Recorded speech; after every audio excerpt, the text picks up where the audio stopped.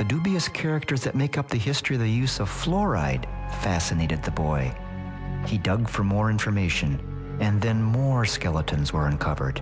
Then Garrett began to assemble a general outline of what needed to be accomplished to successfully confirm the Gerson Protocol.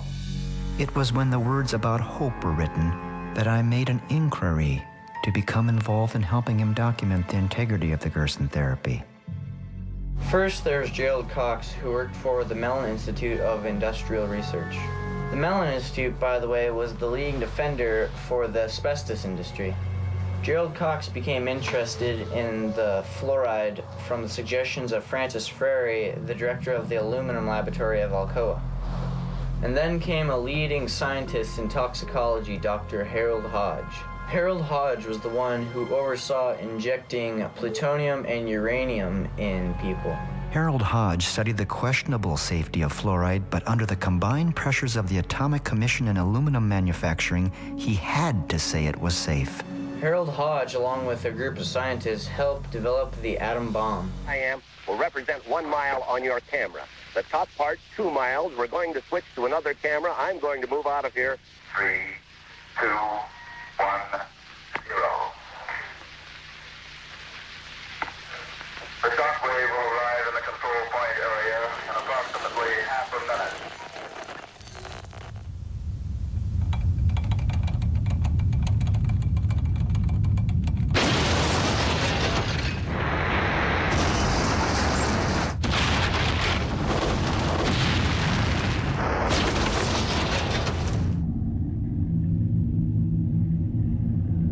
And then came Edward Bernays, the nephew of Sigmund Freud, the wizard of public relations. Selling fluoride for public water supplies was easy for Bernays. He used the slogan, "Trust your doctor." To this day, even fluoride tablets are dispensed to children, thanks in part for the need to use fluoride to build the atom bomb.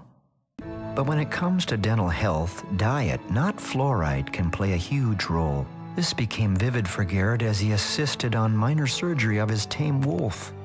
The perfect cavity-free teeth of the wolf pointed to facts in a book he had just finished studying from the library. It was called Nutrition and Physical Degeneration by a distinguished dentist named Dr. Weston Price. Dr. Price traveled the world with his wife in the 1930s to visit native cultures that had never been exposed to modern civilization's diet of white flour, canned food, and sugar. To his amazement, these people averaged less than 1% of tooth decay. And Dr. Price noted something else. None of the people in these different tribes and cultures practiced any sort of dental hygiene. Not one of his subjects had ever used a toothbrush. But once processed food was introduced to them, tooth decay and disease followed, and it was the beginning of the end of the uniformly hardy and strong. Dr. Price studied animals with improper diets. Two-headed calves, deformed cats were the result.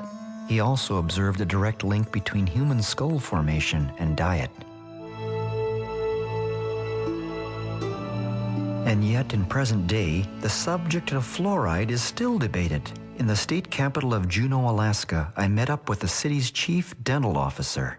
For the state of Alaska's position on water fluoridation, the Department of Health and Social Services and Division of Public Health support water fluoridation, but in Alaska it is a local initiative, and what's going on in Juneau is a local vote on Juneau resuming water fluoridation. So while the department supports this is really a local issue, and I'm also involved with the Citizens for Dental Health coalition, but that's not in my capacity as state dental officer.